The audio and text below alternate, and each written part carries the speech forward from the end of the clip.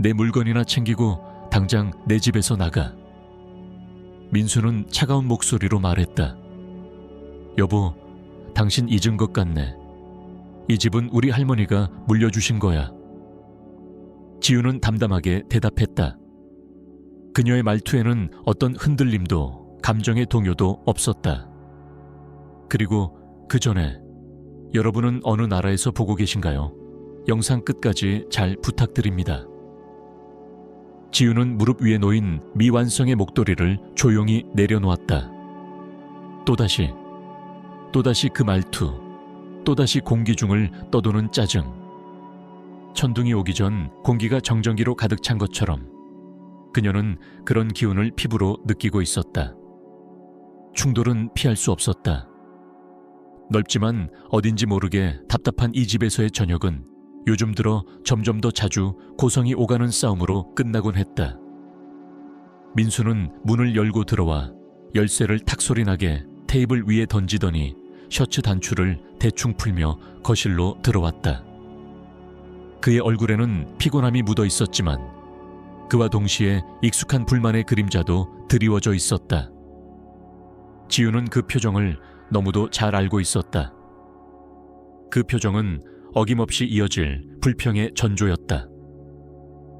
고된 업무, 불공정한 상사의 대우, 그리고 당연하게도 하는 일 없는 아내에 대한 비난. 또 뜨개질이야. 그는 지우를 보지도 않고 말했다. 그의 목소리는 마치 그녀가 뭔가 부끄러운 짓이라도 하고 있는 듯한 뉘앙스였다. 응, 이제 거의 다 끝났어. 엄마 생신 선물로 드리려고 했잖아.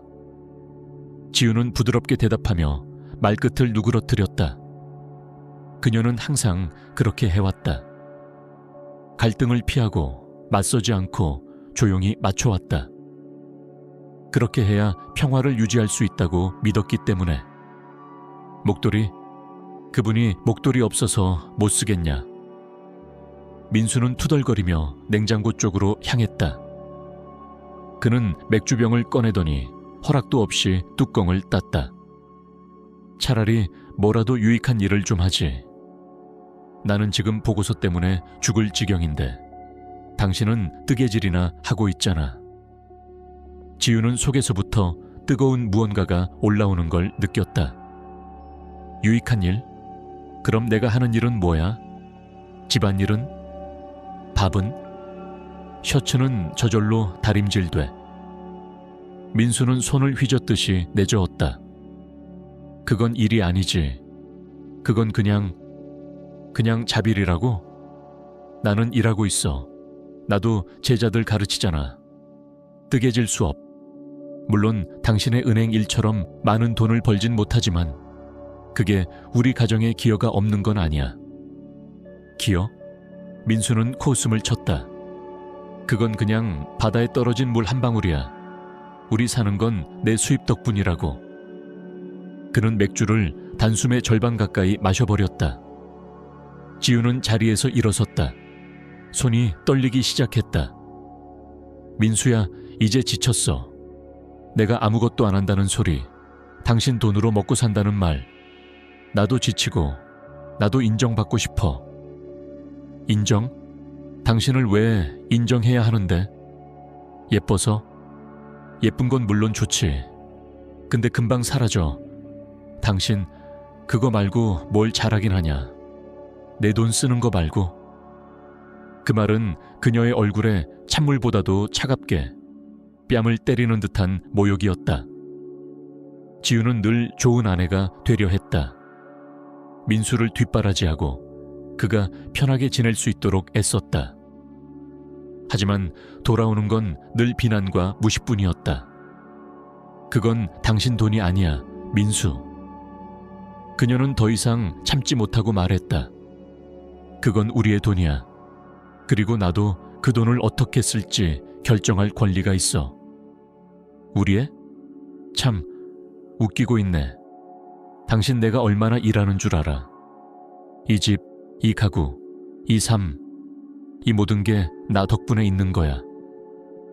그는 손짓으로 주변을 가리켰다.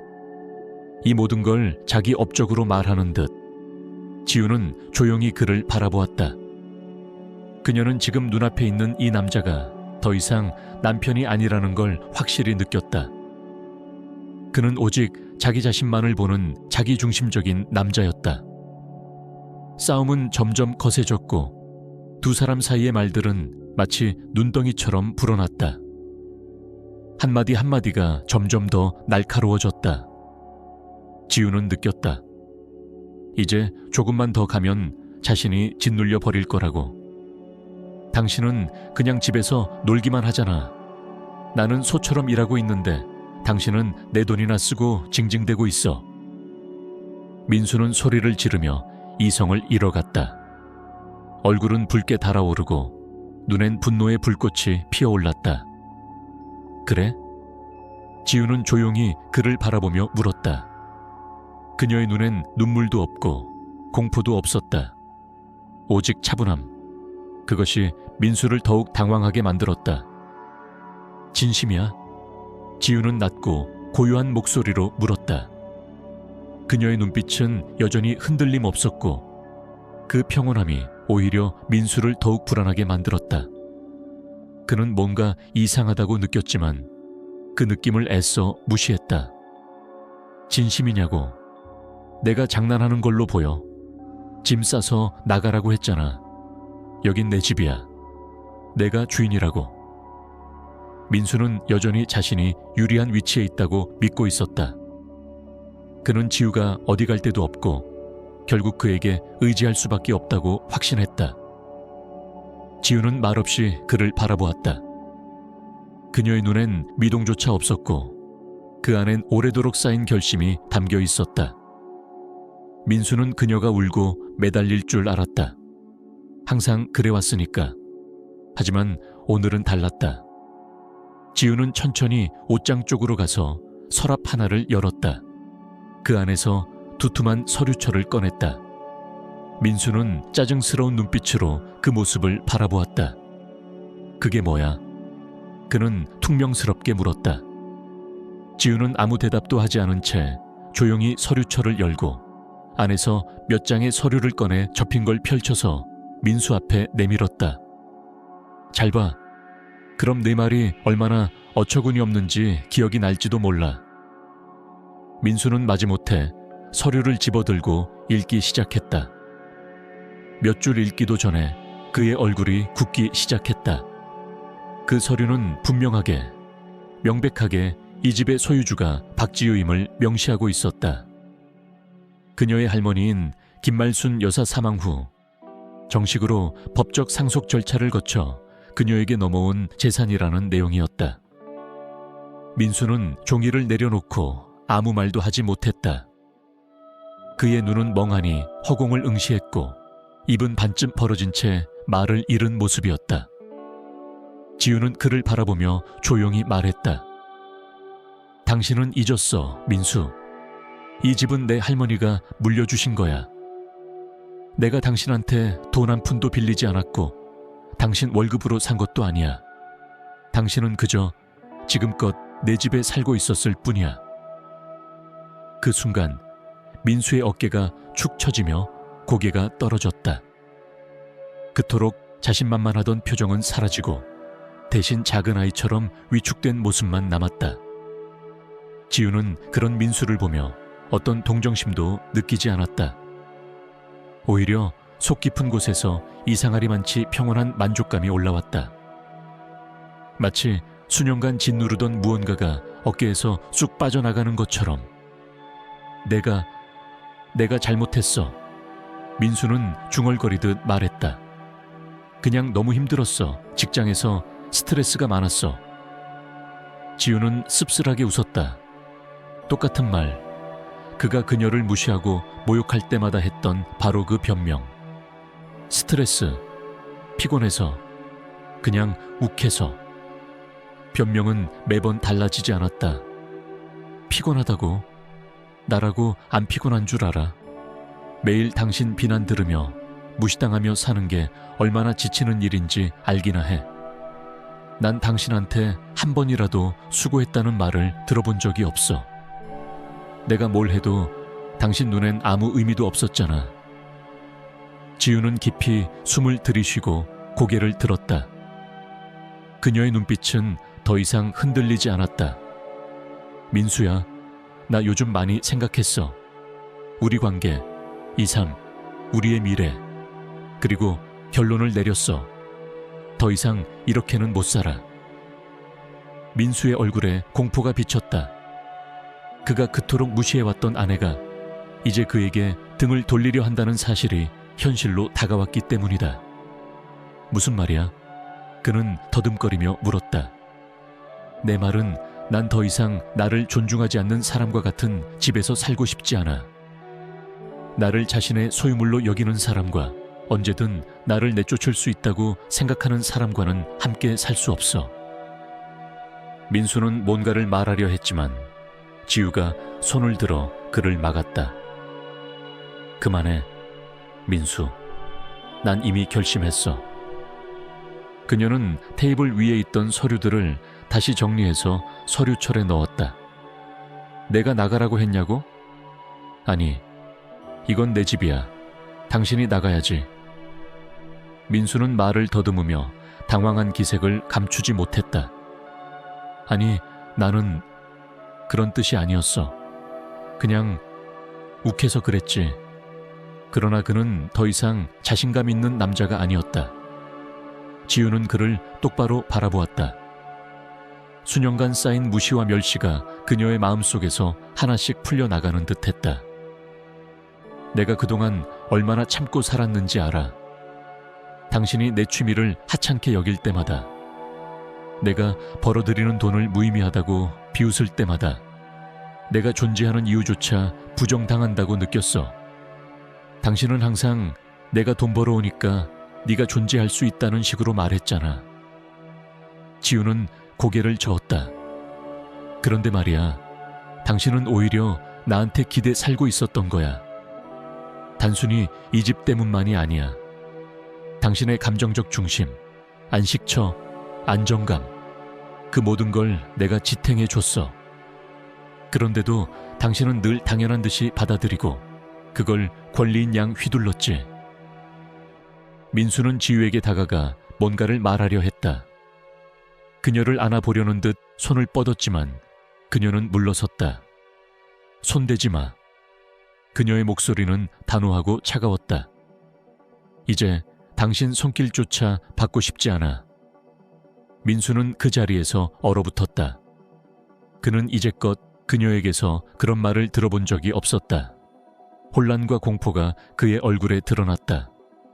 지우야, 내가 변할게. 진짜야.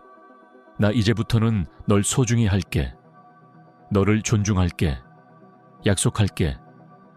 지우는 고개를 가볍게 저으며 눈길도 주지 않고 휴대전화를 집어들었다. 누구한테 전화하는 거야? 민수는 당황한 눈으로 물었다. 그의 목소리는 떨리고 있었고 그가 느끼는 공포가 그대로 드러났다. 지우는 눈을 내리깔지 않고 화면을 응시하며 짧게 대답했다. 윤정이. 그녀는 조용하지만 단호한 목소리로 말했다. 그 애가 늘 말했거든. 이런 남편은 치워버려야 한다고. 이제야 그 조언을 따르게 됐어. 민수의 얼굴이 하얗게 질렸다. 윤정. 그는 그녀를 싫어했다. 아니, 경멸했다. 자기 아내에게 독립심을 심어주고 쓸데없는 용기를 북돋는 여자. 지우를 부추겨 자꾸 말을 듣지 않게 만든다고 생각했다. 그리고 이제 그 여자가 결정적으로 그의 인생을 박살낼 것이라는 예감이 민수를 휘감았다. 지우야, 윤정이는 안 돼. 제발 우리 둘이서 이야기하자. 우리끼리 해결할 수 있어. 민수는 거의 애원하는 목소리로 말했다. 그러나 지우는 대꾸도 하지 않고 통화 버튼을 눌렀다. 윤정아, 안녕. 시간 괜찮아. 지금 좀 와줄래? 내 도움이 필요해. 그녀의 목소리는 몇 분 전보다 훨씬 안정되어 있었다. 담담하고 흔들림 없이, 마치 이미 모든 것이 끝났음을 알고 있는 사람처럼. 나 드디어 결심한 것 같아. 쓰레기를 치우기로. 전화를 끊고 그녀는 고개를 들었다. 민수를 바라보는 눈빛에는 어떤 동정도 미련도 없었다. 1시간 줄게. 그 안에 짐 다 싸. 그 뒤에는 경찰 부를 거야. 민수는 마치 몸이 마비된 사람처럼 그대로 서 있었다. 이 모든 상황이 실제로 벌어지고 있다는 사실을 믿을 수 없었다. 어제까지만 해도 그는 잘 나가는 직장인이었고 이 집은 그의 성이었으며 그의 삶은 안정적이었다. 그런데 이제는 그 모든 것이 산산이 무너져 내리고 있었다. 아내는 그를 바라보며 더 이상 애원하지 않았고 눈물도 흘리지 않았으며 그의 입장을 이해하려는 노력조차 하지 않았다. 오직 정리하고자 하는 의지만 남아있었다. 현관벨이 울렸다. 지우는 숨을 깊이 들이쉬고 천천히 현관으로 걸어갔다. 민수는 거실 한가운데서 마치 미아처럼 서 있었다. 어디로 가야 할지, 뭘 해야 할지 알지 못한 채 그는 모든 걸 잃었다. 이 집 안에, 그리고 자기 자신에 대한 자부심까지. 말문이 막힌 채 그는 지우가 문을 열고 윤정을 맞이하는 모습을 바라보았다. 윤정은 민수를 힐끔 보더니 가볍게 코웃음을 치고 지우에게 다가갔다. 드디어 그 쓰레기 버렸구나. 그녀는 지우를 꼭 안아주며 말했다. 거의 다 끝났어. 지우는 웃었다. 그 미소는 해방감을 담은 미소였다. 윤정은 고개를 끄덕이며 민수를 향해 차갑게 말했다. 자, 이제 네 차례야. 짐 싸. 지우는 앞으로 새로운 인생을 시작해야 하거든. 민수는 이를 악물었다. 그는 소리 지르고 싶었지만 그 말조차 나오지 않았다. 그는 졌다. 명백하게. 아무리 부정하고 싶어도 이제 이 집에서 자신은 손님일 뿐이었다. 그는 분노를 삼킨 채 방으로 들어가 캐리어를 꺼냈다. 옷을 집어넣고 속옷을 말아서 구석에 넣고 칫솔과 면도기, 양말, 서류 몇 장을 어수선하게 챙기며 그는 생각했다. 이것들이 대체 무슨 의미가 있을까?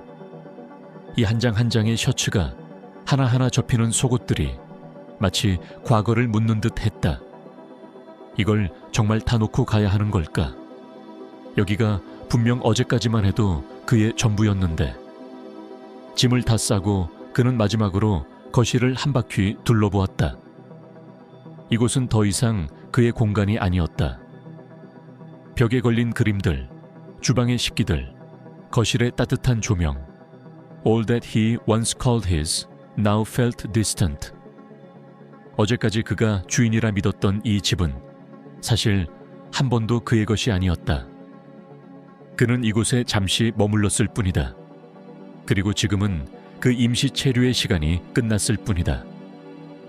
그는 조심스럽게 지유에게 다가가 마지막으로 그녀의 눈을 바라보려 했다.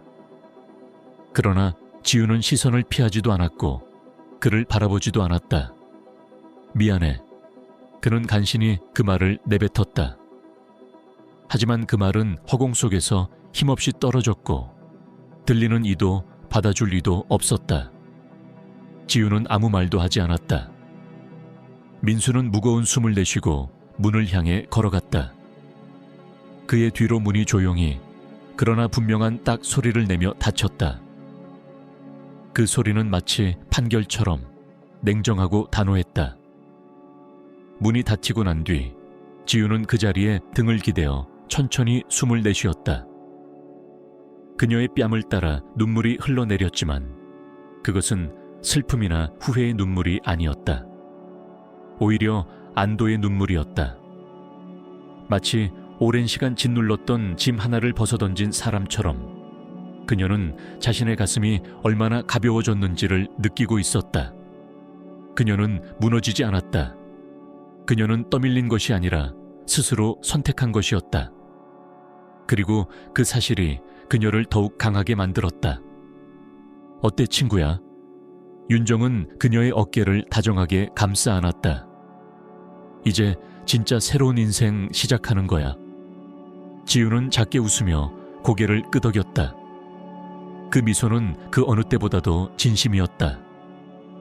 거실로 들어간 두 사람은 소파에 나란히 앉아 와인 한 병을 열었다.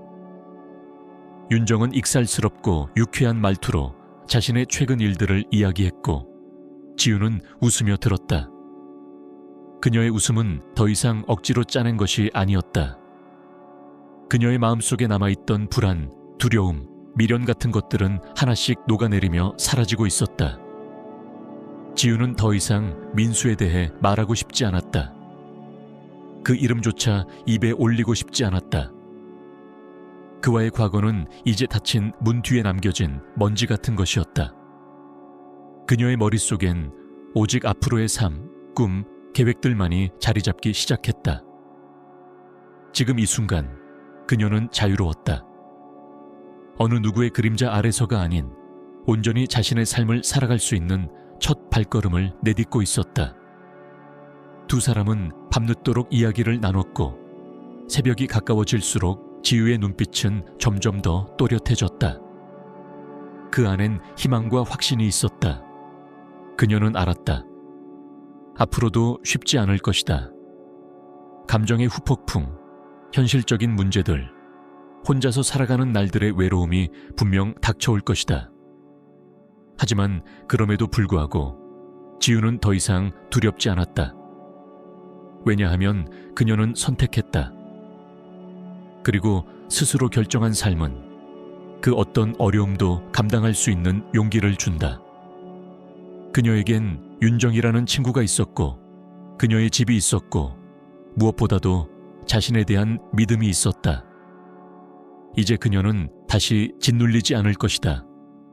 다시 무시당하지도 존재를 부정당하지도 않을 것이다. 그녀는 이제 진짜로 자신만의 삶을 살아갈 것이다. 그날 밤 지우는 침대에 누워 천장을 바라보며 오랜만에 깊은 숨을 쉬었다. 집안은 조용했고 공기에는 이상하리만치 맑고 깨끗한 평온이 감돌았다. 민수가 떠난 그 빈자리에서 그녀는 외로움을 느끼기보다는 해방감을 느꼈다. 수년간 그녀를 옥죄던 긴장과 불안, 억울함은 그의 짐과 함께 떠나버린 것 같았다. 침대 옆 탁자 위에는 정리된 서류철이 조용히 놓여 있었고 그것은 그녀에게 하나의 증표처럼 느껴졌다. 이제 이 집은 진정 그녀의 공간이었다. 누군가의 인정 없이도 존재의 이유를 증명하려 애쓰지 않아도 되는 온전히 자신만의 세계. 지우의 머릿속에 그동안 마음속에만 품어왔던 많은 생각들이 흘러나왔다. 자신이 진짜로 원하는 삶은 어떤 모습일까? 앞으로 어떤 꿈을 꿔야 할까? 그녀는 다시 뜨개질을 떠올렸다. 단지 시간 때우기나 취미가 아닌 누군가의 삶을 따뜻하게 감싸줄 수 있는 소중한 기술이자 표현이었다. 이제는 그걸 남편의 눈치를 보며 숨기지 않아도 됐다. 그녀는 자신이 사랑하는 일을 사랑하는 방식대로 할 수 있었다. 누군가를 만족시키기 위해 억지로 만들어낸 꿈이 아닌 자신이 정말 원하는 것을 향해 나아갈 수 있었다. 그녀는 책상 한쪽에 놓여있던 작은 노트북을 열고 그동안 메모해두었던 아이디어들을 꺼내보았다. 온라인 수업, 패턴 디자인, 워크숍. 머릿속에는 새로운 가능성들이 하나씩 떠오르기 시작했다. 그녀의 삶은 아직 완성되지 않은 목도리 같았다. 중간중간 엉킨 실과 끊긴 부분들이 있었지만 다시 실을 꿰어 천천히 짜내려가면 결국 따뜻하고 아름다운 무늬가 완성될 것이라는 확신이 들었다. 그리고 그 무늬는 이제부터는 오직 그녀의 손으로, 그녀의 리듬으로 완성될 것이다. 창밖에서는 은은한 새벽빛이 퍼지기 시작했고 어둠은 서서히 물러나고 있었다. 지우는 창가로 다가가 커튼을 살짝 걷었다. 도시의 거리는 여전히 조용했지만 그 정적 속에는 무언가 새로운 시작이 움트는 느낌이 가득했다. 그녀는 그 빛을 바라보며 미소 지었다. 마치 자신을 향한 격려처럼 느껴졌다. 어제의 지우는 누군가의 아내였고 누군가의 그늘 아래에 있던 사람이었다. 하지만 오늘의 지우는 비로소 스스로의 이름으로 숨쉬는 사람이었다. 그리고 내일의 지우는 어쩌면 지금보다 더 멀리, 더 높이 날아오를 수도 있을 것이다. 지우는 다시 침대에 누워 눈을 감았다. 귓게는 윤정의 웃음소리와 그녀 스스로의 웃음이 맴돌았다. 마음은 평온했고 가슴은 따뜻했다. 그날 밤 그녀는 오래도록 깊고도 잔잔한 잠에 빠져들었다.